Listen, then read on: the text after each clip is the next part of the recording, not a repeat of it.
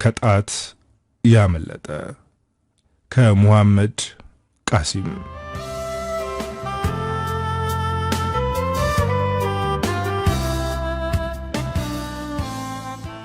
ወቅቱ ክረምት ነው። ጭፍንፍን ያለ የተዳፈነ ካልጋ ተነሱ የማይል ክረምት። መላኩ ከእንቅልፉ አልነቃም። ምንም እንኳን ብርሃን ማስገቢያ ይመስል አለፍ አለፍ ብላ ቀዳዳ ያላትን ትቢያ ብርድ ልብስ ቢሆንም የደረበው አተኛኘቱ የክረምቱ ብርድ የሚሰማው አይመስልም ነበር። በደርግ መውደቂያ ጦርነት ላይ ተዋግቶ ሰራዊቱ ሲሸነፍ ተማረከ። በአዲሱ መንግስት ጊዜ እድለቢሱ ነው ለ23 ዓመት ታሰረ። ማንም እንዳይጠይቀው ተደርጎ ሲፈታ ገዛኸኝ ተቀበለው። የጥንት ጓደኛው በተፈታ ቅጽበት ከ23 ዓመት በፊት ትቷት ስለሄደው ፍቅረኛው ጠየቀው። ገዛኸኝም ጠዋት እናገኛታለን አሁን ደክሟል ብሎ አዋከበው። ከስር ከተፈታ የመጀመሪያው የቤት ውስጥ እንቅልፉ ነው። የተኛባት የኬሻ ፍራሽ ጎድጎድ ብላለች። ምን ታድርግ? ጓደኛው ስንት ዘመን ተኛባት። ምን አለ ቢያሳድሳት? አይገዛኸኝ ዘግየት ብሎ ከእንቅልፉ ነቃ። የነጋም አልመሰለውም። እየተንጠራራም እያፏሸከም እየተጨናበሰም ቢሆን የግዱም ተነስቶ ከሳንቃና ከመስታወት ከተሰራች መስኮት ፊት ቆመ። ከነቃ በኋላ መልሶ መተኛት አይወድም። መስኮቱ ጭጋግ ለብሷል። በድሪቶ ወልወል አድርጎ ወደ ውጭ ተመለከተ። አካባቢው በጉም ተሸፍኗል። ከጉሙ በላይ የጀጎላ ሕንጻ መናገሻ ከሰማያዊ ሰማያት በላይ እንዳለ የገነት አጸዱ ነው ታየው። አይኖቹ ቡዘዝ ብለው ቀሩ። እንባ ቀረሩ። መስኮቱም በጭጋግ ተሸፈነ። የውጭው ምስል ግን አሁንም አይኑ ላይ ነው።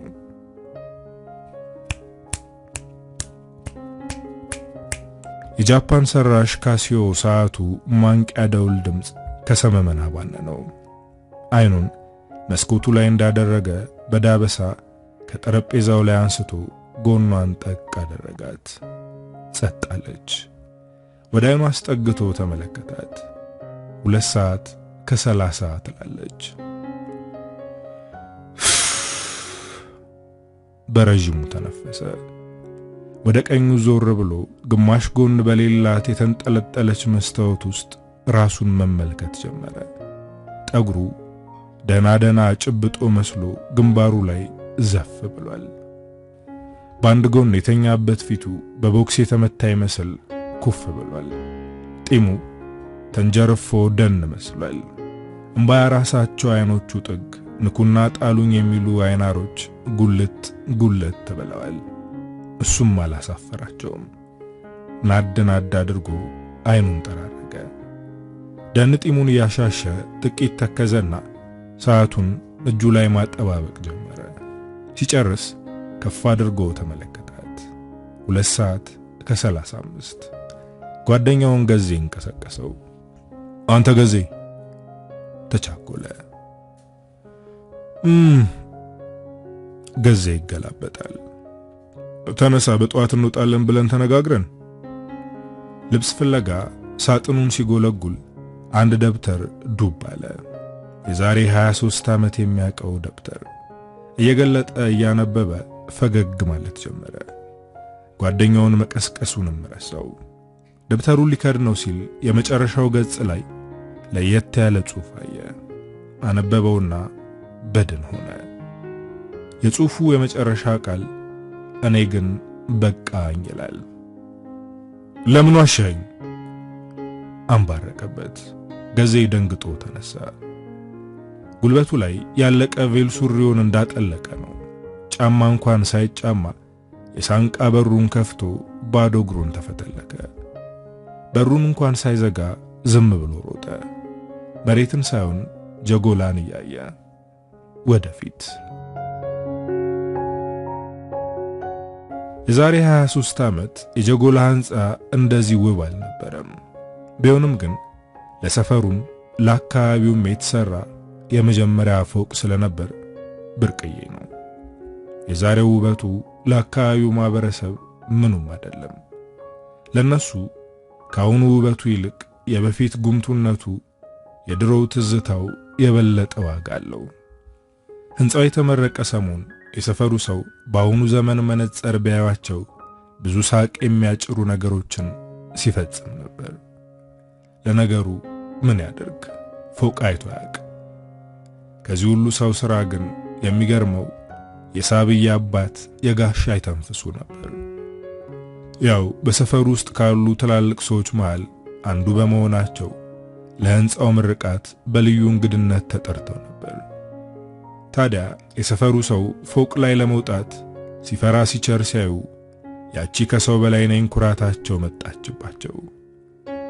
ምድረሽን ታሙላ ብለው በሰፈሩ ሰው ታሪክ የመጀመሪያው ፎቅ ላይ የሰፈረ ቆራጥ ለመሆን አኮበኮቡ።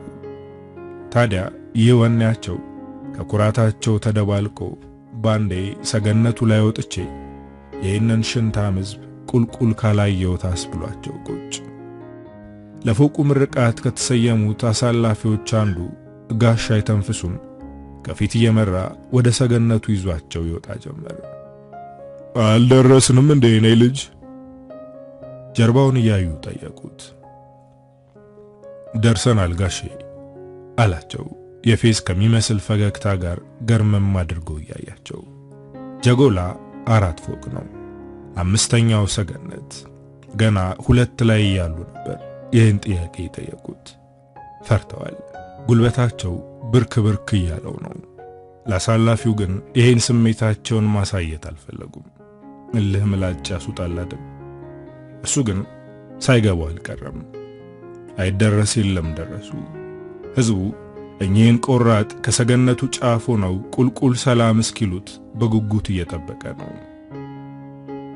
ኑ መድረሱን ያሳዩአቸው አላሳላፊው ወደ ሰገነቱ ጫፍ እየጠቆመ። ፈራተባ እያሉ ተጠጉ። እታች ናቸው አሉ ለማረጋገጥ እሱ ወደ ጠቆመበት እየጠቆሙ። አዎ አለ ሳቁን ለመቆጣጠር እየሞከረ። ፍርሃታቸው ከንዴታቸው በልጦ እንጂ ፌዙ ሳይገባቸው ቀርቶ አይደለም። ወደ ጫፉ ተጠጉ። ከወገባቸው ቀንጠስ ብለው ቁልቁል ለማየት ሞከሩ። የፈጣሪ ያለ ሰማይ መሬት ሲዞር ተሰማቸው። ወይ መድኃኔ ዓለም ብለው ወደ ኋላ ፍንግል አሉ። የሰፈሩ ሰው እንዳለ ታቹ ነው አውካካባቸው። ቆፍጠን ብለው የወጡት ቆራጥ በቅፍ ወረዱ።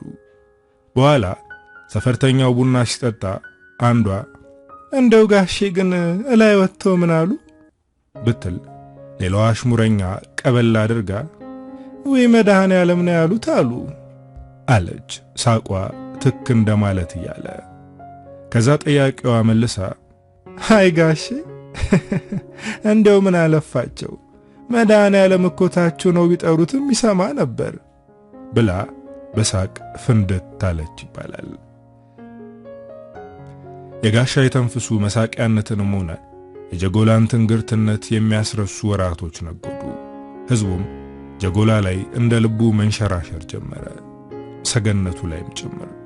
መቼም ጊዜ ደፋር የማያደርገው የለ።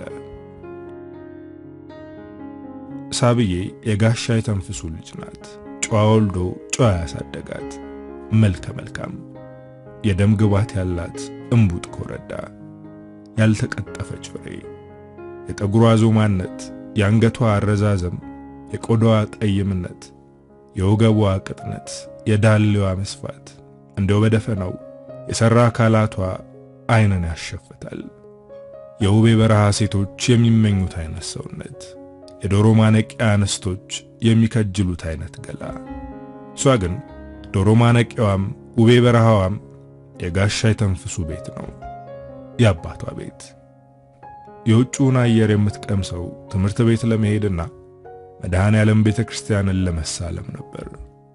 ውልፍት የለም። ጋሻ አይተንፍሱ እንደዛ ውሃ የገባች አይጥ መስለው መሳቂያ መሆናቸውን አጥዩ። ሲቆጡ ፊታቸው ከኮሶ ይመራል። ጥቂት ዝንፍ ብላ ካዩ በጠገባ አለንጋቸው ያንን ለመንካት የሚያሳሳ ገሏን ይለጠልጡታል።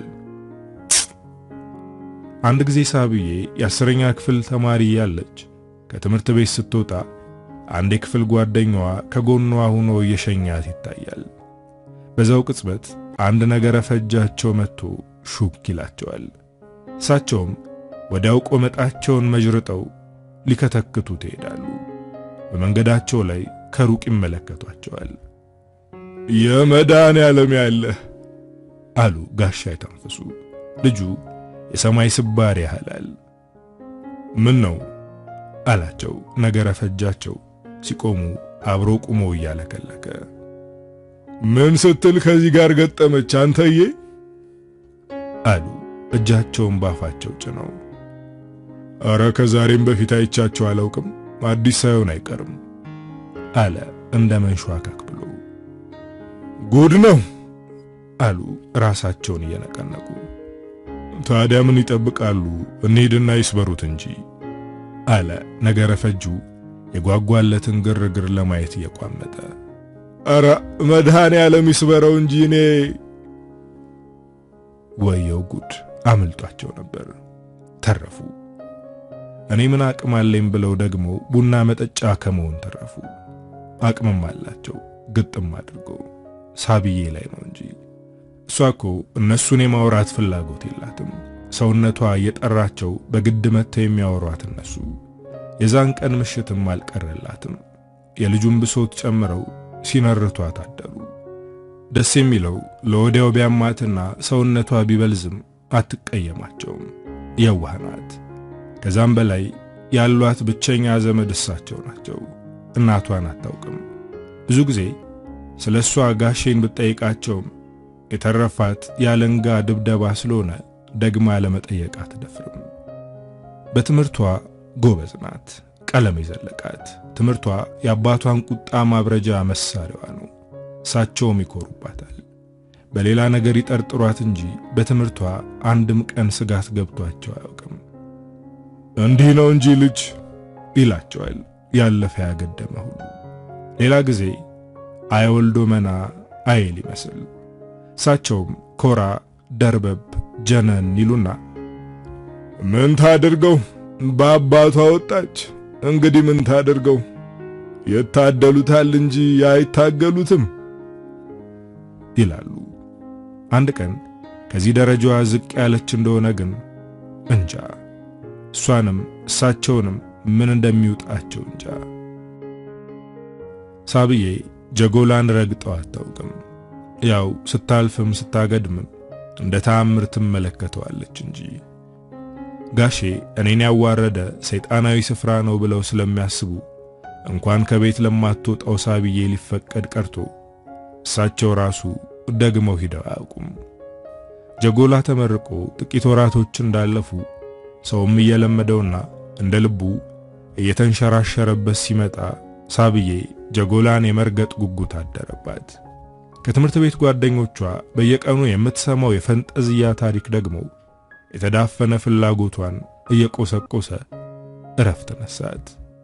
እነ ሂዊ፣ እነ ሰላም፣ እነ ተዋቡ ሁሉም ያሳለፈውን ቆንጆ ጊዜ ይተርክላታል። አንድ ሰኞ ሰላም ስለ ቅዳሜ ጀጎላ ውሏ ታጫውታት ጀመር። ወይኔ ሳብዬ ብታይ አለቻት የቋጠረችውን ሳትፈነዳ ለመተንፈስ እየተቁነጠነጠች። ምን አለቻት ሳባ ረጋ ብላ። ቅዳሜ ጀጎላ ሂጂ። ሳብዬ ፊቷን ዞረች የጀጎላ ወሬ ሰለቻት ለመምሰል። ስሚኛ አለቻት ሰላም የሳብዬን ፊት በጣቶቿ ወደሷ እያዞረች። እሺ ምን ሆነ? ኬክ በላሽ? ማኪያቶ ጠጣሽ? ደረጃው ላይ ተራውራትሽ ነው ወይስ ሰገነቱ ላይ ሆነሽ እኔን ቁልቁል አየሽ ነው? እና እኔ ምን አገባኝ? ፊቷ ኮሶ መሰለ። ልክ እንደ አባቷ ያፈነችውን ብሶት ተነፈሰችባት። በረጅሙ ተነፈሰች። ይቅርታ አለች በንግግሯ እንደማፈር እያለች። አረ ተረጋጊ ሳብዬ፣ እኔ እሱን አይደለም ላውራሽ የፈለኩት። አለች ሳባ አንገቷን ቀና ያደረገች። አዲስ የተቀጠረው አሳላፊ ወይኔ እንዴት አባቱ እንደሚያምር ጎፈሬው፣ ጥርሱ፣ ቁመናው፣ ሁሉ ነገሩ ውይ ፍንድቅድቅ አለች። እና እናገርሽው አለቻት በግርምት። አዋ መላኩ ይባላል አለቻት ሰላም። አዋ አንቺ ሰላም ይበልጥ በመደነቅ ጠየቀቻት። የትምህርት ቤቱ ደውል ተደወለ። በቃ በኋላ ጨርስልሻለሁ እሺ እሺ አለቻት ቀሚሷን እያራገፈች። እሷ ወደ 11ኛ ሀ ሰላም ወደ 11ኛ ለክፍል ገቡ። ሰላም ለወንድ ግድ የላትም ነበር። የሳብዬን ያክል ባይሆንም ቆንጆ ነች። በግቢ ውስጥ ከሳባ ቀጥሎ አይን የምትገባው ሴት እሷ ነች። በዛው ልክ ወንዶች ሊያገኟት የሚመኟት አይነት ሴት ማለት ነው። ከሳባ የምትለየው የሚቆጣጠራት ሰው ስለሌለ ነው። እናትና አባቷ ስማቸውን ቄስ ይጥራውና አብዮታዊ መንግስታችንን ተቃውመውና ተሳድበው በመሸሽ ውጭ ሀገር ነው የሚኖሩት፣ ያውም በካፒታሊስቷ አሜሪካ። እሷ ግን ያሳደጓት አያቷ ስለነበሩ አያቴን ጥያሌ ድንብላ እዚሁ ቀረች። በኋላ ብዙም ሳይቆዩ አያቷም አረፉ እና ብቻዋን መኖር ጀመረች። ይህ አጋጣሚ የፈለገችውን አይነት ህይወት እንድትኖር ይፈቅድላት ነበር። ይሁን እንጂ ከወንዶች የሚደርሳትን ውትወታ ችላ ብላ ኖራለች። የዛሬው ግን ለጉድ ነው። ሳባ ክፍል ውስጥ ቁጭ ብላ በሐሳብ ጭልጥ ብላለች። ዛሬ ስለ ወንድ እንዲያወራችሁ ምን ተገኝቶ ነው? ያውም አንድ ቀን ላየችው ልጅ፣ በዛ ላይ አስተናጋጅ። ልጁ ማን ቢሆን ነው? ቆይ የዛን ቀን ጠብቃ እንድትነግራት ብትፈልግም ግን አልነገረቻትም። ረስታው ይሆን? ማን ያውቃል? እኔ ሳባ ለወንድ ግድ እንደሌለኝ ታውቃለች። ትወስድብኛለች ብላ ጠርጥራኝ አይደለም መቼም እነግርሻለሁ ብላ ሳትነግረኝ ሄደችው። ተበሳጨች። የሰላም በወንድ ልጅ መማረክ እውነት ቢመስልም ገና ያልተረጋገጠ ጉዳይ ነው። የሳባ እንዲህ መሆን ግን ምክንያቱ ምንድነው? እኔ እንጃ። ብቻ ይሄ መላኩ የሚባል ሰውዬ ትልቅ ጣጣ የሚያመጣ ይመስለኛል።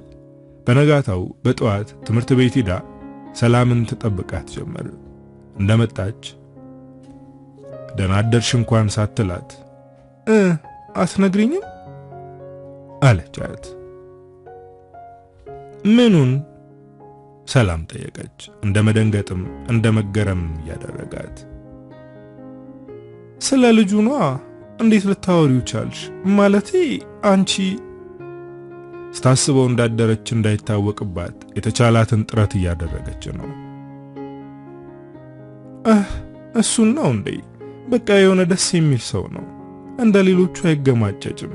ትህትናው ደስ ይላል። ሳባ ውስጧን የሆነ አይነት ስሜት እየተሰማት ነው። የሰላምን ለማረጋገጥ ይመስል ስታወሪው ግን ምን ተሰማሽ አለቻት። ምንም በቃ አወራን። ላንቺም የነገርኩሽ የተለየ ነገር ስላየውበት ገርሞኝ ነው እንጂ እኔ ምንም አልተሰማኝም። ሳባ ደስ አላት። ለምን እንደሆነ ግን እሷም አታውቅም። ከዛ በኋላ ሳባ ያለ ወትሯ ሰላምን ስለ ጀጎላ ውሎዋ በየሳምንቱ መጠየቅ ልማዷ ሆነ። ሰላም ሆነ ጓደኞቿ ስለ ህንጻው ውሏቸው እንዳወሩ ሳብዬም ህንጻውን መርገጥና ያን መልከ መልካም ማየት እንደናፈቀች ወራቶች አለፉ። ከወራት በኋላ ግን የማይታሰብ ነገር ተፈጠረ። ለሳብዬ የብዙ ጊዜ ህልሟን እውን የሚያደርግ ክስተት። ለጋሻ የተንፍሱ ደግሞ የፈሩት ይደርሳል የጠሉት ይወርሳል የሚለውን ተረት እውን ሊያደርግ የወረደ ዱብዳ። ጊዜ ያመጣው የለ። ፍሬ ለህይወት ሁለተኛ ደረጃና መሰናዶ ትምህርት ቤት ከወትሮ በተለየ መልኩ የ11ኛና የ12ኛ ክፍል ባለ ከፍተኛ ውጤት ተማሪዎችንና ወላጆቻቸውን ድምቅ አድርጌ የጀጎላ ህንጻ መናገሻ ላይ ነው ምሸልመው ብሎ ቁጭ። ጉድ ነው።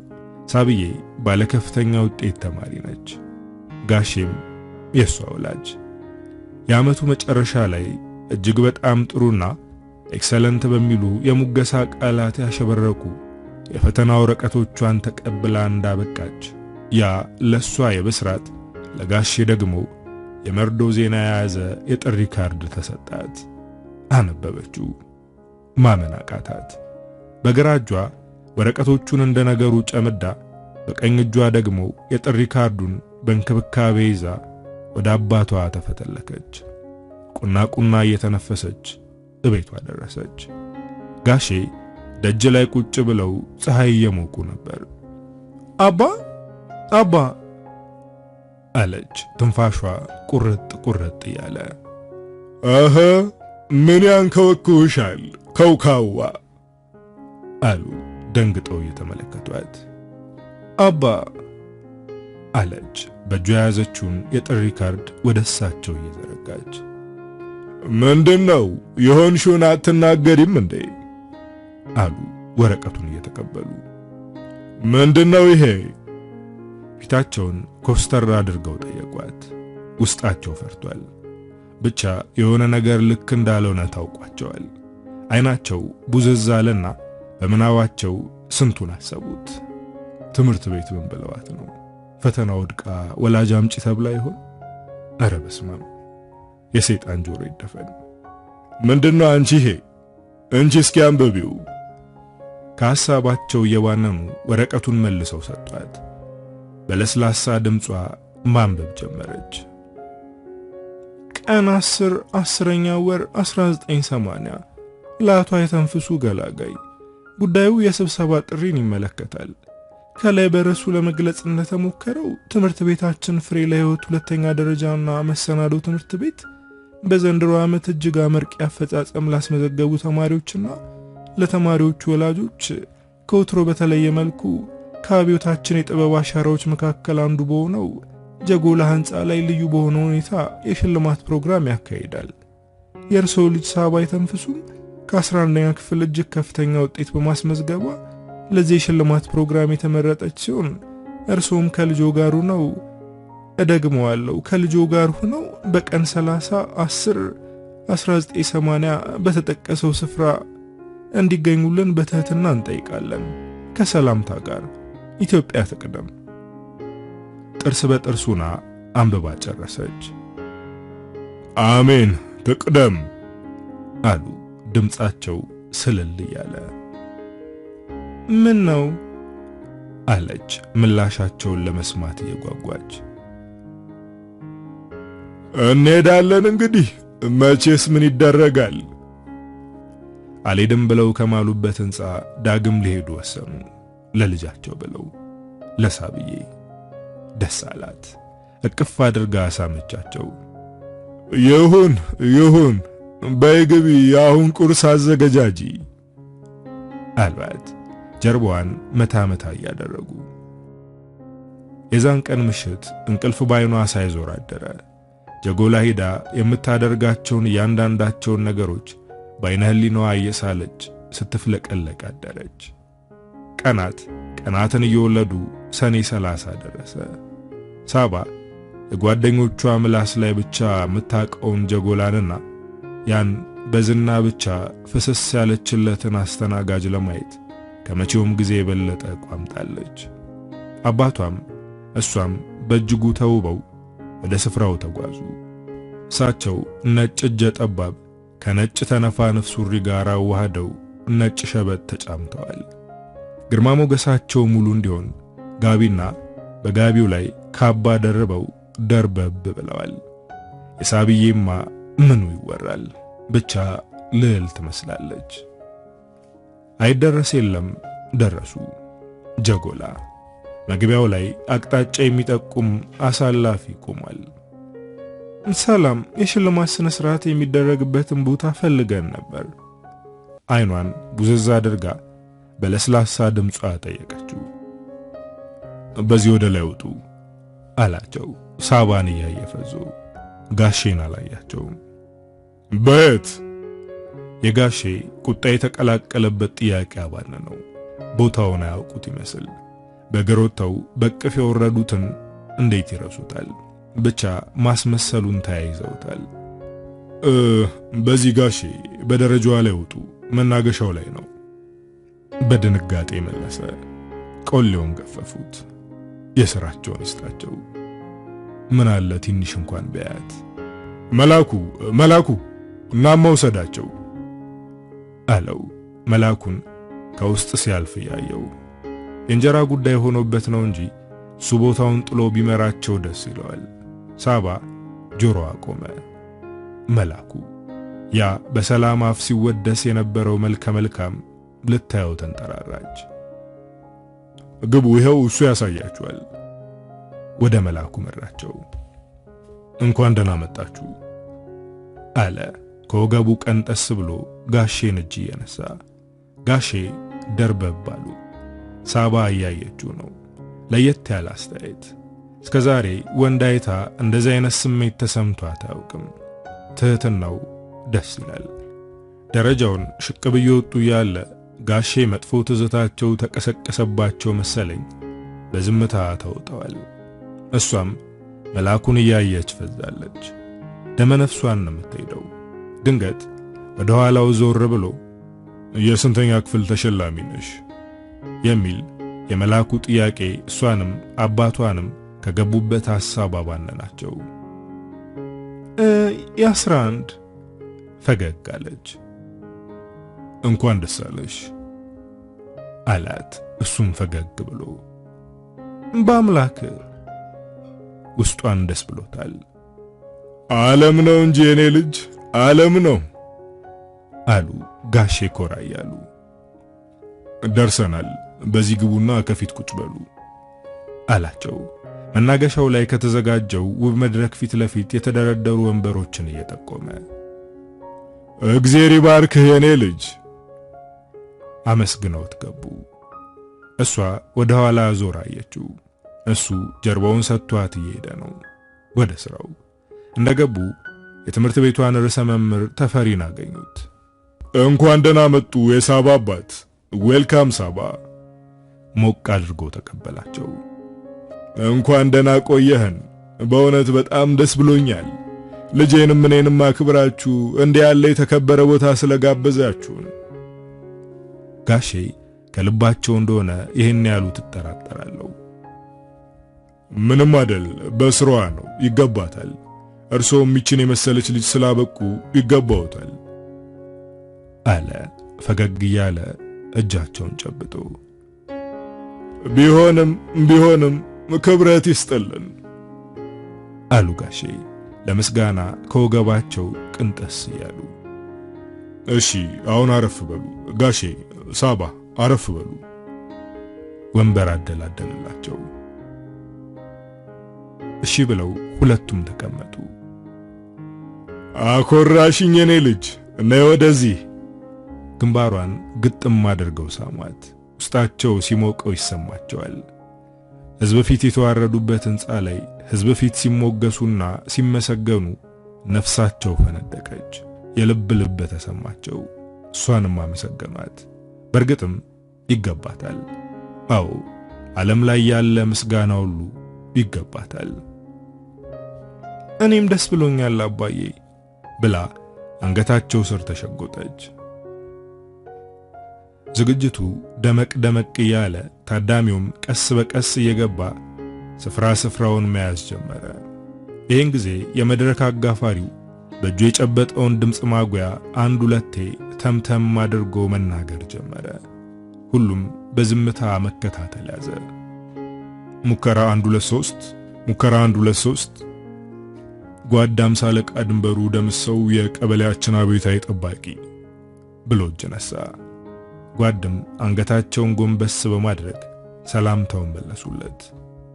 ክቡር አቶ ተፈሪ ባንቲርጉ የፍሬ ለሕይወት ሁለተኛ ደረጃና መሰናዶ ትምህርት ቤት ርዕሰ መምህር፣ የተከበራችሁ መምህራን፣ ውድ ተሸላሚ ተማሪዎቻችንና ወላጆቻቸው እንኳን ወደዚህ በአይነቱ ልዩ ወደሆነ የሽልማት መርሃ ግብር በሰላም መጣችሁ።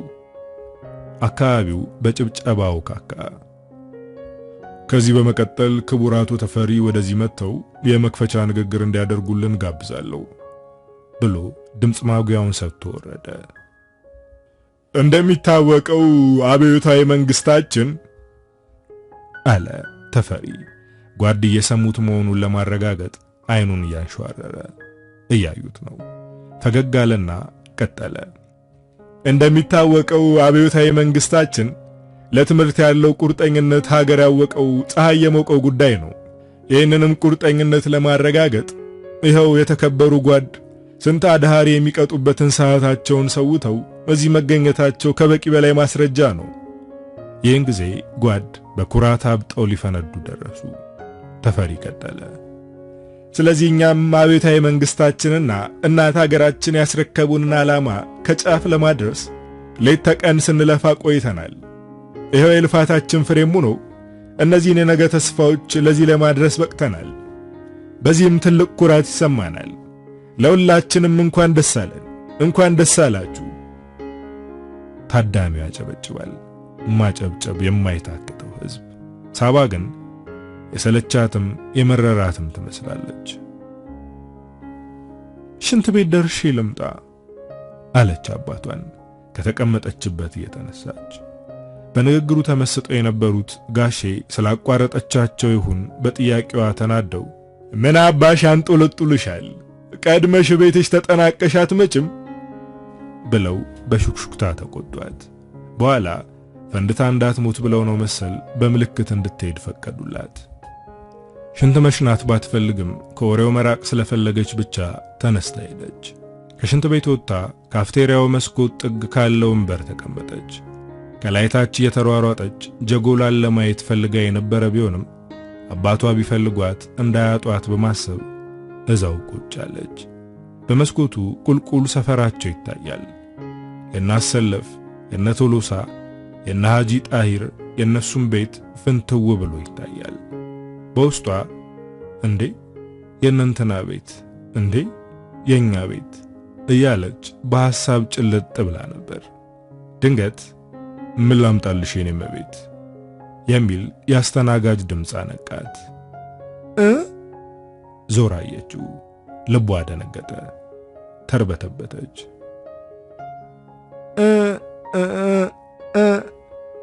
እምትለው ጠፋት። መልአክ እንጂ መልአኩን ያየች አትመስልም ነበር። መልአክ አርጋው ይሆን እንዴ? በርግጥ ቆንጆ ነው ወንዳ ወንድ። ግን ከሱ ባይበልጡ የማያንሱ ስንት ጉድ ያላቸው ወንዶችን ከቁብ ያልቆጠረች ልጅ ምን ሆንኩኝ ብላ ነው እንዲህ ቃል እስኪያጥራት የተርበተበተችው። ያውም አይመሬው ጀግናው አባቷ አፍንጫዋ ስር እያሉ። ለምትከፊው አስበሽ ከሆነ አትጨነቂ፣ ትምህርት ቤታችሁ የዛሬ ወጪያችሁን ሙሉ በሙሉ ስለሸፈነ የፈለግሽውን አዘሽ መጠቀም ትችያለሽ አላት። ከወገቡ ቀንጠስ ብሎ ፈገግ እያለ አይ እሺ በቃ ኬክ። እንደምንም ትንፋሿን ዋጥ አድርጋ ተናገረች። የሚጠጣስ? ውሃማ ባታጂም አመጣልሻለሁ። ደሞ ለግዜር ውሃ ባይሆን ቤት ስትሄጂ የማታገኙን ዘይ አላት ስቆ ሊያስቃት እየሞከረ። እሺ በቃ ማኪያቶ አለች እንደ ማፈር የቃጣት አንገቷን ስትሰብር። ማኪያቶ ምን እንደሆነ እነ ሰላም ሲያወሩ ትሰማለች እንጂ አይታውም ቀምሳውም አታውቅም። ባይሆን ጀጎላ የተመረቀ ሰሞን አጎቷ ቤት ኬክ ይዞ መጥቶ ቀምሳለች። ጥቂት እንደቆየ ኬክና ማኪያቶን በአንዳንድ እጁ ይዞ ከተፋለ። ይሄው መቤቴ አለ ጠረጴዛው ላይ ያስቀመጠ። እሺ አመሰግናለሁ፣ እንብላ አለች የቀረበላትንም ለመቅመስ የቆረሰች። ሱንም ባይኗ እንዳይሄድ ለመማፀን እየሞከረች በራስሽ ብር ትጋብዥኛለሽ አላትና ሄደ። በራስሽ ብር። ይህን ንግግር በተናገራት ቅጽበት የራሷን ብር ከየት እንደምታመጣ ማሰብ ጀመረች። የሥራውን ይስጠው ኬኩንም ማስረሳት። እንደዛ የቋመጠችለት ማኪያቶም እንደፈዘዘች ቀዘቀዘ። በመሃል የስብሰባው ሰው እንዳለ ግልብጥ ብሎ ወደ ካፍቴሪያው መግባት ጀመረ። የሻይ ረፍት ነበር። ከምኔው ብዙ እንደቆየች ተሰማት። ሰው ምግቡ የነጻ መሆኑን ሹክ ያለው ሳይኖር አይቀርም መሰለኝ።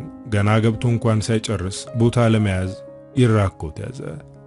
ጋሼ ከሰውላ ተንጓደው ቀርተው ነበር። ሲገቡ ሰውላ መቀመጫ ይዞ ተደላድሎ የተረፈው ጥግ ጥጉን አጅቦ ቆሟል። አይናቸው ሲንከራተት ሳባ ላይ አረፈ። በረው ሄደው በያዘችላቸው ወንበር ተቀመጡ። ሽንት ቤት ልሂድ ብለሻል ነበር እንዴ ወጣሽው? አሉ ወንበሩን እያስተካከሉ። አሁን አልተቆጧትም። ለምን ቦታ ይዛ ስለጠበቀች እንደ ምስጋና ሳይሆን አይቀርም። ነበር ግን ራበኝና ወደዚህ መጣው አለች አንገቷን ሰበር አድርጋ። አሁን ማንን ችጋራም ለማስባል ነው? በልተሻት መጪም ነበር አንባረቁ። ደግነቱ ውካታው ውጦት ድምጻቸው አልተሰማም ነበር። ይቅርታ ግን እኮ ትምህርት ቤቱ ነው ሁሉንም የሚከፍለው አለች ድምጿን ስልል አድርጋ። ትንሽ ተረጋጉ። በቂ ገንዘብ አልያዝኩም አዋረደችኝ ብለው ፈርተው ነበር። የኬክ ዋጋ የቤት ዋጋ መስሏቸው ቢሆንም ግን መቆጣት አለባቸው። አረ እንቅርት ይውጣብሽ ወደዛ እና ትምህርት ቤቱ የከፈለ እንደሆነ 10 እየመጣሽ ማጋበስ አለብሽ እንዴ? በገፈች። አሁን ቆይ እንዴ የሚያስብል ምን አለ? ኬኩንም አልበላችሁ ማኪያቶንም አልጠጣችሁ። ብቻ እግዜር ይላቸው። ተፈሪ ሁካታውን ለማረጋጋት እንዲያግዘው በዚያውም ንግግር ለመጀመር ጉሮሮውን ጠራረገ። ረብሻው ሰከነ። ሁሉም በያለበት ትኩረቱን ወደ ተፈሪ አደረገ። እሺ ቅድም በተነጋገርነው መሰረት ለትንሽ ደቂቃ ሻይ ቡና እንባባልና ወደ ላይ ወጥተን ከወላጆች ጋር እንወያያለን። ልጆቹ ውይይቱ እስኪያልቅ የተዘጋጀላችሁ የራሳችሁ ፕሮግራም ስላለ እዛ መሄድ ትችላላችሁ። ንግግሩን ጨረሰና አስተናጋጆቹ ስራቸውን እንዲጀምሩ ምልክት ሰጣቸው። አዳራሹ በሰው ቁጥር ልክ ነበር የታሰበው። መቼም ሰው ሁሉ እስካሁን የጀጎላ ወረት ሲያለቀቀውን ዘመዱን ሰብስቦ ቢመጣ ደልቀቅ አድርጎ ይይዘው ነበር። እንግዲህ ይበላቸው።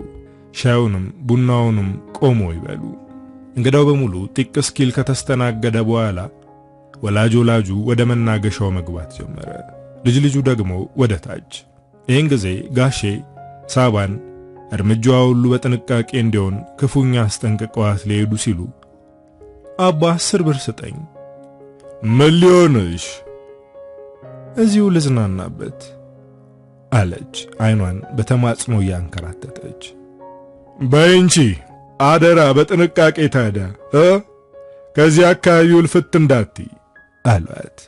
እሷ ሲጀመር ካለችበት የመነሳት ፍላጎት የላትም። የፈለገችውን አግኝታለች። የጋሼን እግር መውጣት ተከትላ መላኩን ባይኗ ትፈልገው ጀመር። የለም ቅር አላት። ድንገት ስትዞር ከደረጃው ላይ ብቅ ሲል አየችው። አይን ላይን ተጋጩ። ፈገግ አለ። እሷም ፈገግ አለች። ፈገግታዋ እንኳን አካልን ነፍስን ይጠራል። ነፍሱን ጠራቻት መሰለኝ። ትሪውን አስቀመጠና ከነፈገግታው መጣ። ገና ሳይቀመጥ የተሰጣትን 10 ብር አሳየችው። ምንድነው ይሄ? ወንበር እየሳበ ጠየቃት። በብርሽ ጋብዥኝ አላልክም ነበር? እና በግርምት ያያት ነው። እናማ የፈለከውን ማዘዝ ትችላለህ፣ ይኸው ጋበዝኩ ብላ 10 ብሩን ሰጠችው። 10 ብር እኮ ብዙ ነው አላት ፈገግ እያለ። ግድ የለም በመልሱ ሌላ ቀን ትጋብዘኛለህ። ሌላ ቀን ትመጫለሽ? አባቴ ከፈቀደልኝ። ተከዘች። እንደማይፈቅዱላት ታውቃለች። ምን ነው አላት መተከዟን አይቶ። ምንም አለች ፈገግታዋን ለመመለስ እየሞከረች። ስምሽ ማን ነው? አይኗን እያየ ጠየቃት። ሳባ። አይኗን ሰበር አደረገች። እሺ ሳቢና፣ ይኸውልሽ እኔ ቀልዴን ነው። ዛሬ ትምህርት ቤቱ ወጪውን ስለቻለ አይከፈልም። ባይሆን ሻይ ላምጣና እየጠጣን እናውራ። እሺ ደግሞ ማንም እንደሱ ብሎ አቆላምጦኝ አያውቅም አለችው። እሺ ይቅርታ አላቆላምጥሽም በቃ አላት እየተነሳ። ኖ እንደሱ አይደለም። እንደዛ ብለህ ስለጠራኸኝ ደስ ብሎኛል። ማለቴ ቅር አላለኝም አለችው እንደ መቻኮል ብላ። ጥሎኝ በዛው ሄዳል ብላ ፈርታ ይሆናል። እሺ አላት ፈገግ ብሎ። ብዙም ሳይቆይ ሻዩን ይዞ መጣ። ሳባ የምትባል አክስቴ ልጅ አለች እና አክስቴ ልክ እኔ አሁን እንዳቆላመጥኩሽ ነው እሷን የመጣራት። ወደ ጭንቅላቴ የመጣው ያ ነው አላት ሻዩን ቀስ አድርጎ እያስቀመጠ። ደስ ይላል አለችው ስኒውን ወደ ራሷ እየሳበች። እናትሽ አንቺን ማን ብላ ነው የምታቆላምጥሽ? ሻዩን ፉት እያለ ጠየቃት። ሳባ በአንዴ ፊቷ ተለወጠ፣ አቀረቀረች። ይህን ጊዜ የሱን ፊት አብሮ ከሷ ጋር ኮሰሰና በጣም ይቅርታ ሳቢና የማይጠይቅ ጥያቄ ጠየቅኩ መሰለኝ አለ በድንጋጤ ተውጦ። እናቴን አላውቃትም። እንባዋን ዘረገፈችው። መላኩ ከመቀመጫው ተስፈንጥሮ አጠገቧ ሄዶ ተቀመጠ። ትከሻዋ ላይ እጁን ጣል ሲያደርግ ባሰባት። በጣም ላውቃት ፈልጋለሁ። አግኝቼ ላቅፋት፣ ምን ያክል እንደናፈቀች ልነግራት ፈልጋለሁ ተነፋረቀች። ይህን ጊዜ ወደ ደረቱ አስጠግቶ ዞማ ጸጉሯን እያሻሸ አባበላት። ቀስ በቀስ ለቅሷ እየቀነሰ የልብ ምቱን ለመስማት ይመስል ጆሮዋን ደረቱ ላይ ለጥፋ ተተሻሸው ጀመር። ከልብ ምቱ ጋር የጨመረ የሚሄድ የሆነ ደስ የሚል ስሜት ውስጧን ሲያሞቀው ይሰማታል። ዘላለም ከዚህ ቅፍ ባትወጣ ደስተኛ ነች። መላኩ ሁለቱንም የአንድ ሰው ድምፅ አባነናቸው። አቤት ደጀኔ፣ ምን ነው አለ እሷን ወደ ጎን አድርጎ ቀስ ብሎ እንደመነሳት እያለ። ጋሼ ይፈልጉሃል ታች። እሺ መጣው። ወደ ኋላ ዞር አለና ሻይሽን ጠጪ መጣው አላት። እሷም በሽታ ራሷን ነቀነቀች። የተፈጠረውን ማመን አልቻለችም። በመላኩ እቅፍ ውስጥ ነበረች። ልታየው ስትጓጓለት የነበረችው ሰው እቅፍ ውስጥ ሻዋን ፉት እያለች ተብሰለሰለች። እሱ ምን ያሰበ ይሆን? ወድጄሃለሁ ልበለው እንዴ? አይ እኔ ሰላምን ነው መወዳት ቢለኝስ? ይቅርብኝ። ቆይ ግን ስለ ሰላም ምንድነው የሚያስበው? ልጠይቀው እንዴ? ደሞ ይቀናው ነው የሚመስለው። የሷና የብርጭቆ ከንፈር እንደ ድል ተገጣጠሙ እንጂ ሻዩን በላይዋ ላይ ተገለብጠው ነበር። በሐሳብ ጭልጥ ብላለች። ሳቢና የመላኩ ድምፅ አባነናት። ሲመጣ አላየችውም ነበር። እንደ መበርገግ ብላ ፈገግ አለች። ይቅርታ የማይሆን ሐሳብ ውስጥ ከተትኩሽ አይደል አለ አይኖቹን በጸጸት ቡዘዝ አድርጎ። አረ እንደሱ አይደለም አለች ድምጿን ለስለስ አድርጋ። ግን ለምንድን ነበር የፈለጉህ አለችው አይኖቹን በጭንቀት ያየች። ዝም ብለው ነው። ሲጀመር ጋሻ አልነበሩም የጠሩኝ። እንደዛ ባይሉኝ እንደማልመጣላቸው ስለሚያውቁ ነው። ሸወዱኝ አለና ፈገግ አለ። ሳባ ግራ ገባት። አሳላፊ እንደሆነ ነው የምታውቀው። ሰላም እንደነገረቻት። ቆይ እዚህ ምን ሆነህ ነው የምትሰራው? የሥራው ማዕረግ ያሳላፊዎች ኃላፊ ይላል አላት። እና ለምንድን ነው ሰላም አሳላፊ ነው ያለችኝ? አለች ለራሷ እንደማነብነብ ያለች። ምን አልሽኝ? አላት ለመስማት ወደሷ ጆሮውን ያቆመ። ሰላምን ታውቃታለህ? አፈነዳችው። እርፍ። ሰላም ቆንጂዋ አላት ወደ ኋላው ደገፍ ያለ። እኔ እንጃ አለችው ጸጉሯን ወደ ኋላ እየነሰነሰች። አንድም ንዴቷን ለመግለጽ አንድም የሷን ውበት ለማሳየት። አው እሷ ነች አውቃታለሁ። እንደውም እናንተ ትምህርት ቤት ሳትሆን አትቀርም። አው አብረን የምንማረው። እና እሷ አሳላፊ ነው ብላሽ ነው? ለምን እንዳነሳቻት ገባው። አው አለች አንገቷን እየነቀነቀች። እና ታዲያ ዋሼም ብለሽ ሰጋሻ? አየሽ ያሳላፊዎች ኃላፊ በሆንም እንደ ኃላፊ ሳይሆን እንደ ጓደኛ ብሬያቸው ስለምሰራና ስለምታዘዛቸው ያው እኔም አሳላፊ ነኝ። ለራሴም ለሚያየኝም ራሴን አንድም ቀን እንደነሱ የበላይ አድርጌ አስቤ አላውቅም። ይሄ ደግሞ ትልቅ ውስጣዊ መረጋጋት ይሰጠኛል። ሰው እንዲታዘዝሽ ከፈለግሽ መተናነስ አለብሽ። ለሰላም ምንም ነኝ አላልኳትም። ያው አብሬያቸው ጉድ ስላይታ ነው የሚሆነው። ፍዝዝ ብላ ስትሰማው ቆይታ ጥሩ ልብ አለ አለችው። ካልሽኝ እሺ፣ እኔ ግን ጥሩን ጥሩ ቆንጆንም ቆንጆ አልልም። ምክንያቱም ለጥሩም ጥሩነቱ ለቆንጆም ቁንጅናው አለለት። ለሳባ አንድ ትልቅ እፎይታ፣ ሰላም ለሱ ቆንጆ አይደለችም። እሷ ደግሞ ምናልባት እስካሁን ቆንጆ አላላትም። የከዚህ በኋላውን እንጃ፣ የአዋቂዎቹ ስብሰባ ማለቂያውን እንጃ። ለሽልማት ብለው ጠርተው ሌላ ነገር የጀመሩ ነው የሚመስለው። ብቻ ለሳብዬ ቆንጆ ነው። በነጻነት እያወራች ነው። እስኪ ስለ ራስህ ንገረኝ አለችው፣ ጉጉቷ ፊቷ ላይ ያስታወቀባት። ስለ ራሴ ምን ልንገርሽ አላት፣ ከየት እንደሚጀምር ግራ ገብቶት። ከፈለክበት ጀምር፣ እኔ ለመስማት ዝግጁ ነኝ አለች ተስተካክላ እየተቀመጠች። እናትና አባቴን በፎቶ ካልሆነ በስተቀር አላቃቸውም። ያደግኩት ሕፃናት ማሳደጊያ ነው።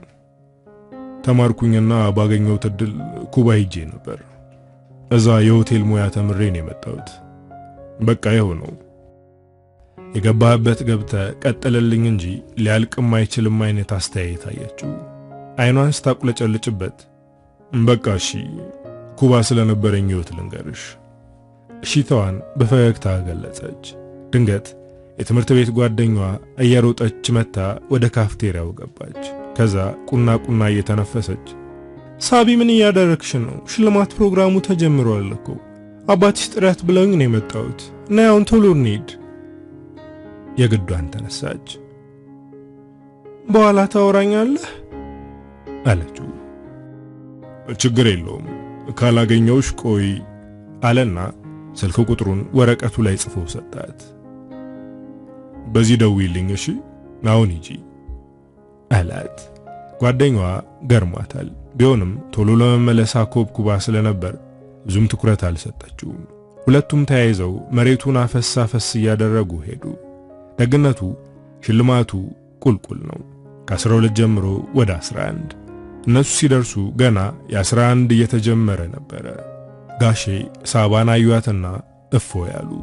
ቁጣቸውን እንደምንም አፍነው የለበጣ ፈገግ ብለው አስቀመጧት። የመድረክ አጋፋሪው ከ11ኛ ክፍል 97.5 በማምጣት አንደኛ የወጣችው ሳባ አይተንፍሱ ሲል ሳባ ፈገግ ብላ ተነሳች። አባቷ ተከትለዋት ተነሱ። አጋፋሪው ቀጠለ እና እሷን እዚህ ለማድረስ ትልቅ አስተዋጽኦ የነበራቸውን አባቷ አቶ አይተንፍሱ ገላጋይ እባካችሁ በጭብጨባ ወደ መድረክ ጋብዙልኝ። ጋሼ በዛ ሁሉ ሰው ፊት ደረታቸውን ነፍተው መድረኩ ላይ ተንጎማለሉበት። ለሁለቱም በስጦታ ወረቀት የተጠቀለለ ነገር ከጓድ እጅ ተቀበሉ። ጋሼ እዛው መድረክ ላይ ግንባሯን በኩራት ሳሟት። እየወረዱ ያለ ድንገት ቆይ አሉ ጓድ። ከኪሳቸው 5 ቀይ ያወጡና ዝርዝር 50 ብር በእጁ አስጨብጠው በርቺ ብለው ፈገግ አሉ። የኔ ተፈሪ ምነው ለኔ ባረገው ብሎ እየተመኘ ይሆናል። ሽልማታቸውን ተቀብለው ፕሮግራሙ ተጠናቀቀ። ጋሼም አፍታ እንኳን ሳይሰጧት ይዘዋት ወጡ። እግሯ ወደፊት እየሄደ አይኗ ወደ ኋላ ተንከራተተ። ቻው እንኳን ሳትለው ሄደች። እቤት ገብተው የሽልማት ወረቀቱን ሲከፍቱት ለሷ የሌኒን መጽሐፍ ለሳቸው ደግሞ ጋቢ ነበር የተሰጣቸው። እግዚአብሔር ይባርካቸው አሉ ጋሼ ጋቢውን እየነጠሉ ያዩ። ሽልማቱም ደስታውም ተደራርቦ የዛን ቀን ክፉ ሳይናገሯት አደረ። በዛው ረሱት። የረፍት ጊዜዋን ዘዋይ አክስቷ ጋር ሄዳ የማሳለፍ ልምድ አላት። ትምህርት በተዘጋ ማግስት ውትወቷ አይጣል ነው። ጋሼን መቆሚያ መቀመጫ ነበር የምታሳጣቸው። በአሁኑ ግን አለዝባ እንኳን አልጠየቀቻቸውም። ለወትረው ልብ አላሉትም። በኋላ ትዝ ሲላቸው አንቺ ልጅ ዘንድሮ ምን ነው አክስትሽ ጋር ሊሄድ አላልሽም ብለው ጠየቋት። ለ12ኛ ክፍል እዚሁ ስዘጋጅ ልክረም ብዬ እኮ ነው አባ አለች ውሸቷን። ጎሽኔ ልጅ እንዲህ አርቆ ሐሳቢ ሆነሽልኛልና አሏት ፈገግ ብለው ያዩአት። አዎ አባ አለች ሽራፊ ሳቅ እየሳቀች። ባይበርቺ ብለዋት ወደ እሑድ የዕድር ስብሰባቸው ሄዱ።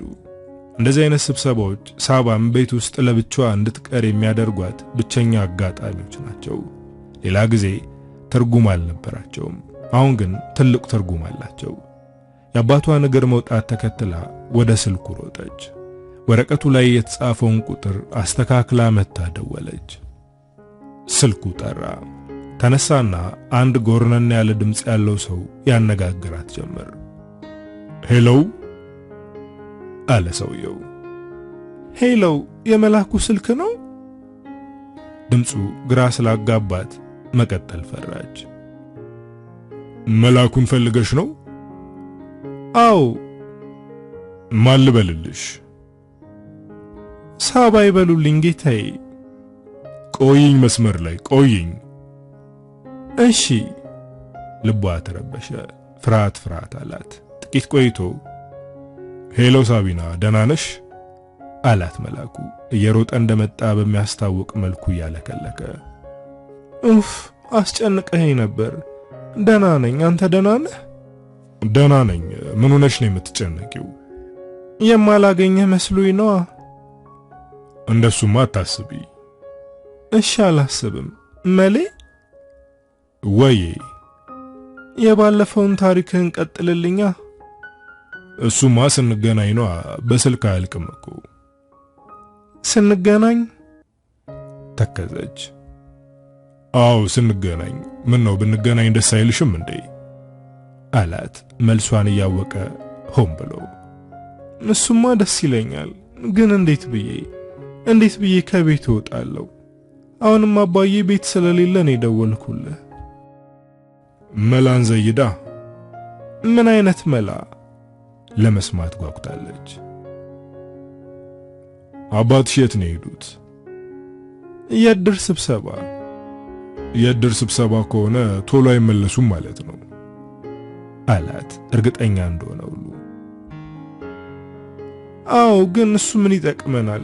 መንደር ውስጥ ካንተ ጋር ከታየው ለኔም ላንተም ችግር ነው የሚሆነው አለች ድምጿን ስብር አድርጋ። ያመጣው መላ የማይሰራ መስሎ እየታያት።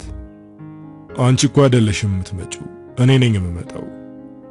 እንዴ ጭራሽ እዚህ ልትመጣ? አባቢ መጣስ? ደነገጠች። ለሱ አታስቢ፣ እኔ መላ አላጣም አላት ቆፍጠን ብሎ። ልቧን ቅር እያለውም ቢሆን እሺ አለችው። ጋሼ ከመጡ ግን ጉድ ነው።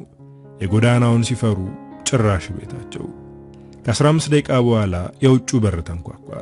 ሳባ እየተቁነጠነጠች ትጠብቅ ከነበረበት ተስፈንጥራ ሄዳ ከፈተችው። ሳብዬ፣ እስኪ ኮባ ስጭኝ የኔ ልጅ። አሰለፍ ከነሊጧ ፊት ለፊት ተገትራለች። ምን አይነቷ ጉደኛ ነች! የምትመጣበትን ሰዓት እንኳን ማትለይ ከላባ። አሁን በዚህ ሰዓት ይመጣል? ሳባ የደመ ነፍሷን ኮባውን ከነሙሽራው ቆርጣ ሰጠቻት። አይጋሼ ጉዳቸውን አላዩ።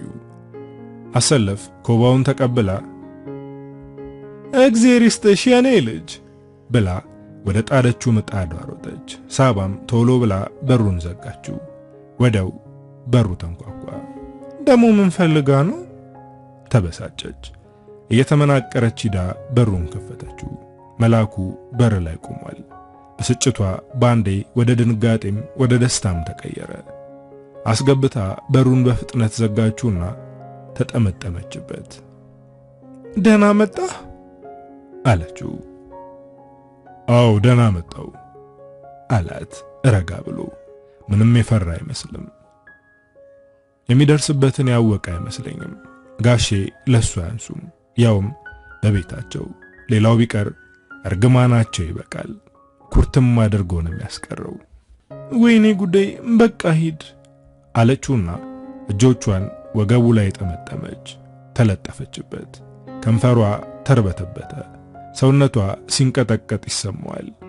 ቀና አደረጋት። አይኖቿ በጣም ያምራሉ፣ ፈርተዋል። ቀስ እያለ ተጠጋት።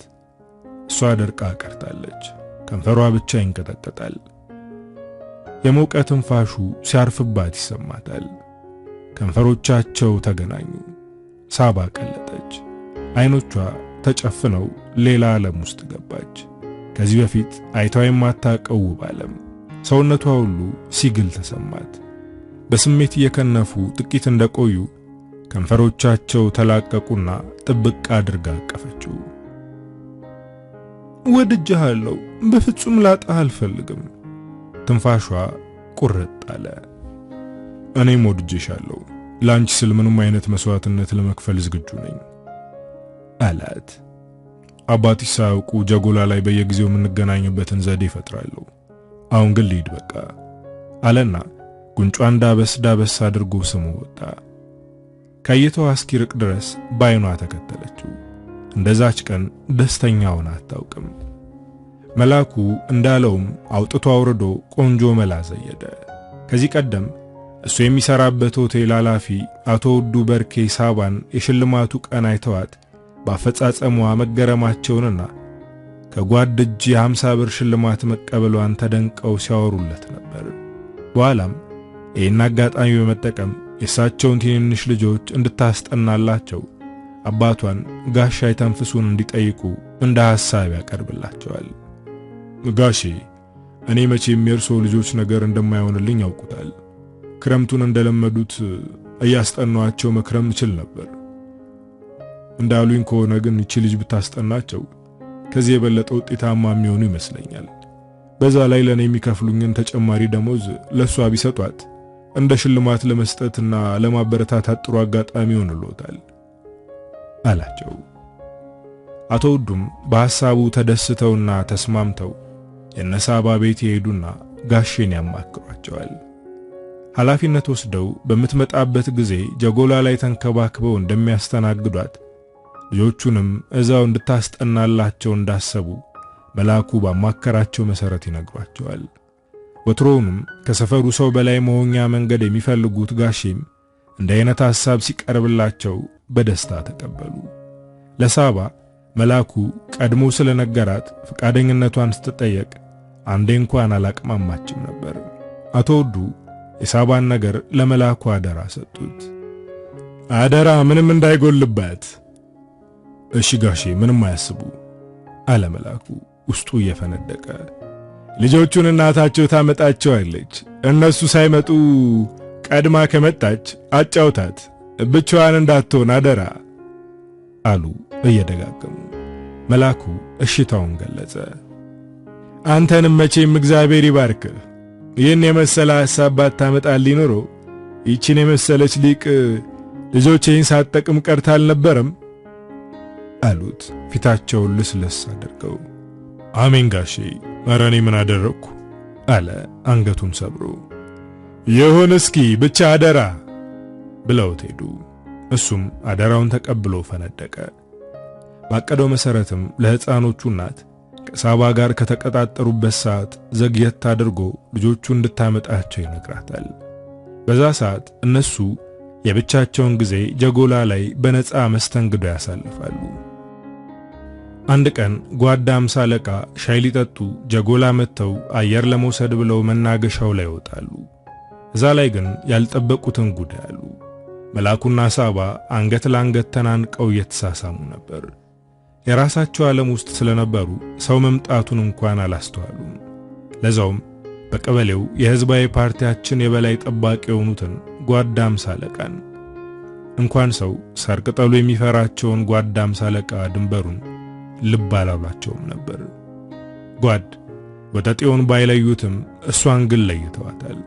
የሳባ ውበት አንዴ ካዩት የሚረሳ አይደለም። እሳቸው ግን ለማህበረሰቡ የቆሙ እንደመሆናቸው የሕዝቡ ልጅ እንደ ውሻ የትም ሲላላስ ቆሞ የማየት አቅም ስለሌላቸው ነው እንጂ ለሌላ ጉዳይ አይደለም። እንጂማ ወይ ጥፍሩን ለመነቀል አሊያም ከምድር ለመነቀል ስንት አድሃሪ ተሰልፎ እየጠበቃቸው ነው። ብቻ እንደመጡ እንዳይታወቅ ሹክክ ብለው ወጡ። ምን እንዳቀዱለት ማን ያውቃል? ሳባና መላኩ ክረምቱን በአፍላ ፍቅራቸው ሙቀት እየራሱ እየገፉት ነው። አንድ ቀን እንዲሁ በወሬ መሃል ስለ እናቷ ተነሳ። መላኩ ሊያነሳው ባይፈልግም ምላሱን አዳለጠው። እኔ የተቻለኝን ጥረት አድርጌ ያገኝልሻለሁ አላት ያስረሳት መስሎት ማይወጣ ወዳ ውስጥ ገብቶ።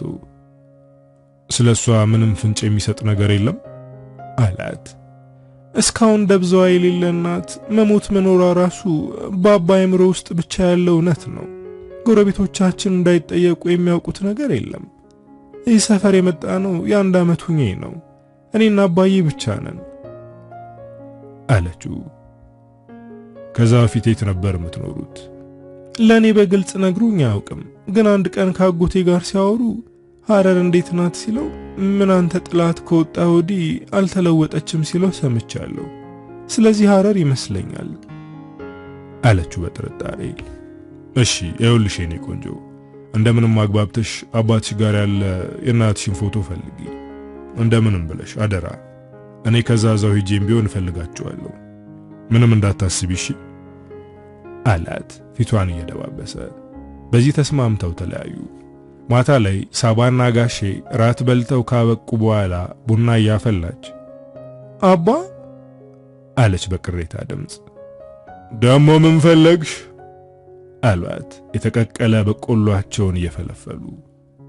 አትቆጣኝም? አንድ ጥያቄ ልጠይቅህ አለች ድምጿ እየሰለለ። የማያስቆጣ ከሆነ ዝም ብዬ የምቆጣው እብድ ነኝ ወይስ ዛር አለብኝ? ገልመጥ አደረጓት። አውቃለሁ ስጠይቅ ደስ አይልም፣ ግን እባክህ ውስጤን ሰላም እየነሳኝ ስለሆነ ነው። እናቴ በሕይወት አለች? የጋሼ ፊት ተለወጠ። ደማቸው ገነፈለና የያዙትን በቆሎ ወረወሩባት። ስኒው ጀበናው ሁሉ ተተረማመሰ። እሳቸውም ራሳቸውን መቆጣጠር እስኪያቅታቸው በንዴት ጀመሩ። አንቺ ውሻ፣ ሁለተኛ ስለዛች ሴትዮ አታንሽብኝ ብዬሽ አልነበረም? እኔ ምን ያጎደልኩብሽ ነገር አለና ነው እናቴ አማረሽ? ንገሪኛ አንባረቁባት። ይህን ጊዜ ሳባ ስቅስቅ ብላ ማልቀስ ጀመረች። እግራቸው ስር ሄዳ ተደፋችና ላውቃት ፈልጋለሁ አባዬ፣ አንተ ምንም አላጎደልክብኝም። እኔ ግን ጎዶሎ ነኝ። ባላውቃትም ትናፍቀኛለች። እባክህ ከሞተችም ንገረኝና እርሜን ላውጣ። ጋሼ እግራቸውን አላቀው ወደ በሩ ገፈተሯት። ጥያቄ አትጠይቂኝ። ከዚህ በኋላ እናቴ የምትይ ከሆነ ውልቅ በይ ከቤቴ። ምን መሄጃ አለኝ አለች ሳግ እየተናነቃት። አላውቅልሽም ለካፊ፣ ደህና አርፌ በተቀመጥኩበት ትለክፊኛለሽ። ሲገርፏት እጇ ከበሩ ጋር ተጋጭቶ እየደማ ነበር። ደሟን ሲያዩ አንጀታቸው ተላወሰ። መኝታ ቤት ገብተው ብዙ ከቆዩ በኋላ ጥጥና አልኮል ይዘው መጥተው ጥጡን እጇ ላይ ያደረጉላት። ቀና ብላ አየቻቸው። አይናቸው ቀልቷል፣ እንዳለቀሱ ያስታውቃል። የእሳቸውን እንባ ስታይ እንባዋ ቀረረ። ሌላ ጥጥ ቦጨቁና አልኮል ነክረው ቁስሏ ላይ ያስደገፉት። አመማት። መቋቋም ብትፈልግም አልቻለችም። እንባዋ ፈሰሰ። እንባዋን ሲያዩ ወደ ውጭ ተነስተው ወጡ። ሳባ ተነስታ መኝታ ክፍላቸው ገባች። ሌላ ጊዜ እንዳትነካው የሚያስጠነቅቋት ሳጥን ተከፍቷል። ውስጡ ጥቂት የሴት ልብሶች አሉ። አልጋው ላይ የተበተኑ ፎቶዎች አሉ። ሰውነቷ እየተንቀጠቀጠ ወደ ፎቶው ተጠጋች። ጠጋ ብላ አየችው። ከአባቷ ጋር የተቃቀፈች አንድ ሴት ፎቶ ይታያል። ተንሰቀሰቀች። ፎቶውን አንስታ ደጋግማ ሳመችው። ወደ ሳጥኑ ደመነፍሷን ሄዳ አንድ ቀሚስ አወጣች። በቀሚሱ ፊቷን አፈነችው። እየተንሰቀሰቀች ነው። ብላ ብላ ሲደክማት በረጅሙ ጠረኑን ወደ ውስጧ አማገችው። ተነስታ እየተወላከፈች ወደ ውጭ ወጣች። አባቷ የሉም። ሰማይ ምድሩ ዞረባት። አንድ ነገር ማድረግ ግን አልከበዳትም። መልአኩ ጋር ደወለች። የሚወዱት ሰው ነው በጭንቅ ሰዓት ትዝ የሚለው። ስልኩ ተነሳ። ሄሎ ጋሼ፣ መልአኩን አገናኙኝ። እንባዋ ተዘረገፈ። መልአኩ ነኝ ሳቢና፣ ምን ሆንሽብኝ የኔ እመቤት አላት በርግጎ። መሌ ድረስልኝ፣ ልሞትብህ ነው፣ ፈርቻለሁ አለችው ድምጿን ሳግ ያነቀው። ከዛ በኋላ ቃል ሳይተነፍስ ስልኩን ወርውሮ ከነ ዩኒፎርሙ መክነፍ ጀመረ። የ15 ደቂቃውን መንገድ በ3 ደቂቃ ደረሰ። የውጭውን በር እንኳን ሳያንኳኳ በአጥር ዘሎ ከገባ በኋላ ወደ ውስጥ ሮጠ። ሳባ መምጣቱን ስታይ ዘላ ተጠመጠመችበት። ምን ሆነሽ ነው የኔ እናት አላት፣ ፊቷን ያገላበጠ እየሳመ። መልሷ ለቅሶ ብቻ ነበር። እንደምንም አረጋግታ የሆነውን ሁሉ ነገረችው። ፎቶውንም ሰጠችው። ፎቶውን ሳየው ደርቆ ቀረ። ጉልበቱ ተብረከረከ። ድንገት ከሰፈር ውስጥ ድብልቅልቅ ያለ ጩኸት ተጮኸ። ሁለቱም ዘለው ወጡ።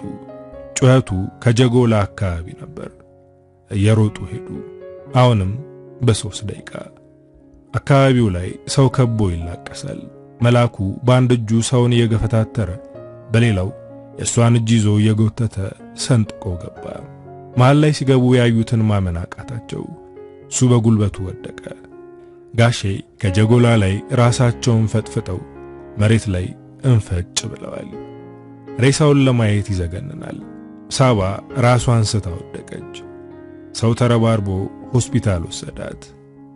ሆስፒታል አልጋ ላይ ሆና ስትነቃ እጇ ለግሉኮስ ማስገቢያ ተበጥቶ አፏ ደግሞ በመተንፈሻ ማሽን ተለጉሞ ነበር። መላኩ ከጎኗ ቁጭ ብሎ እጇን እየደባበሰ አያት። እሷም አየችው። የውስጡን ችሎ ፈገግ አለ። ከሷ አይኖች የእንባ ዘለላዎች ዱብ ዱብ አሉ። ከዛ በኋላ ሳባ ውስጧ ላይ ሽር ቢጎዳም ሰውነቷ በፈጣሪም በዶክተሮችም በመላኩም መገዛ እያገገመ መጣ።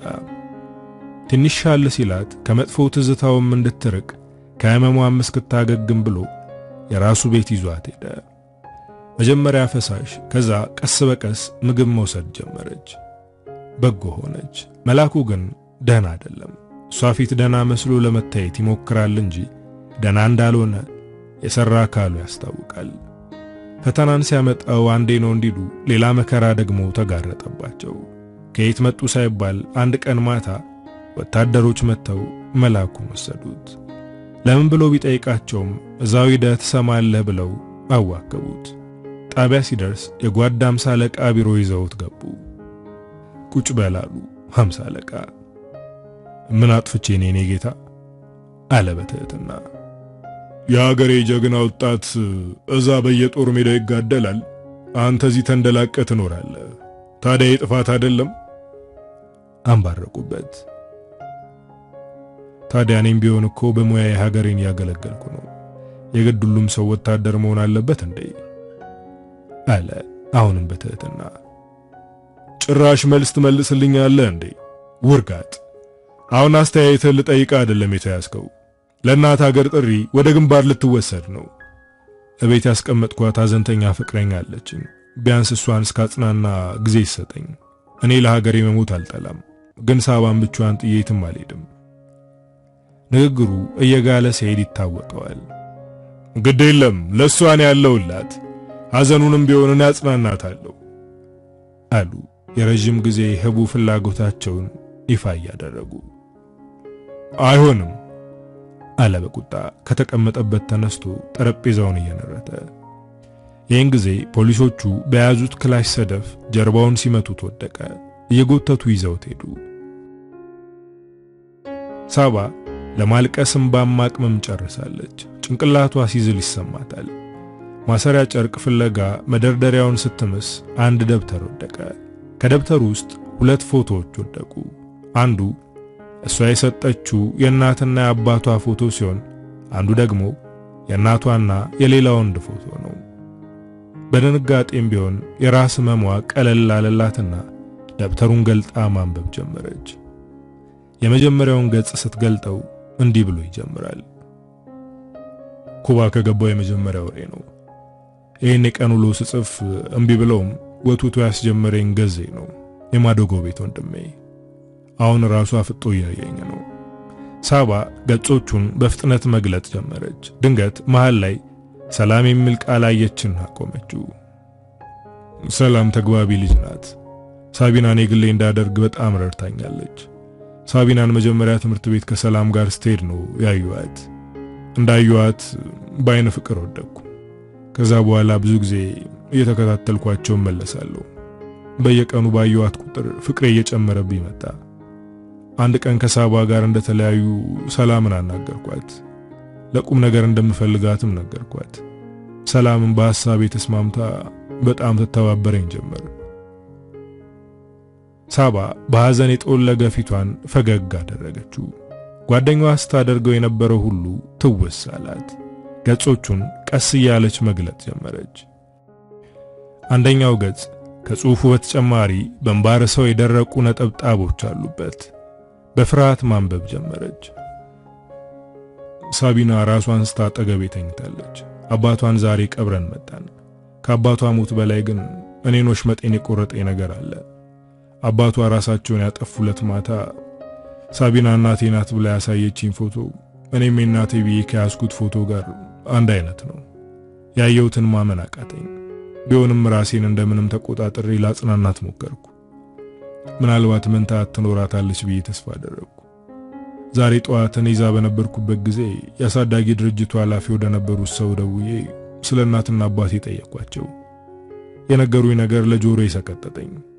እናቴ ከዚህ በፊት ትዳሯን ረግጣና የ8 ወር ጨቅላ ጥላ ወታደር አባቴን ተከትላ እንደመጣች፣ አባቴን በጦርነት ሲሞት እኔን በአንድ ዓመቴ ጥላኝ እንደሄደች፣ ከዛ ወደ የገባችበትን እንደማያውቁ፣ በቅርቡ ግን አዲስ አበባ መሞቷን መስማታቸውን ነገሩኝ። ሰውነቴ ተብረከረከ። ሳቢና እህቴ ነች።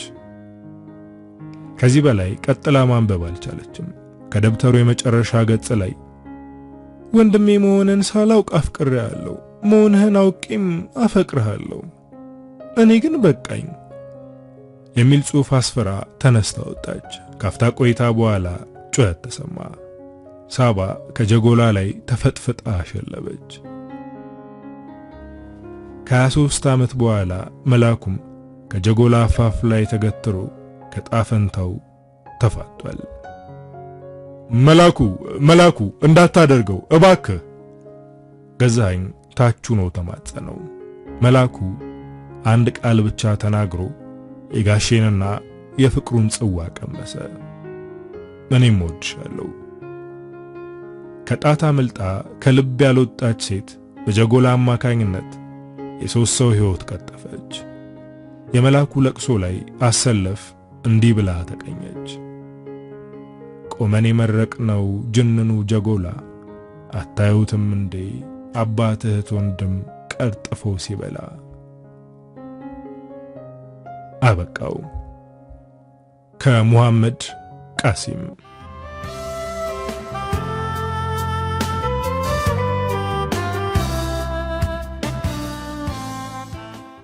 እንግዲህ ዶቼ ለዛሬ ይዤላችሁ የመጣሁት ታሪክ የሰማችሁትን ይመስላል። ታሪኩን እንደወደዳችሁት ተስፋ አደርጋለሁ። ሐሳብ አስተያየታችሁን ጻፉልኝ። በቀጣይ በሌላ ስራ እስክንገናኝ ሀገራችንን ሰላም ያደርግልን። ቻው።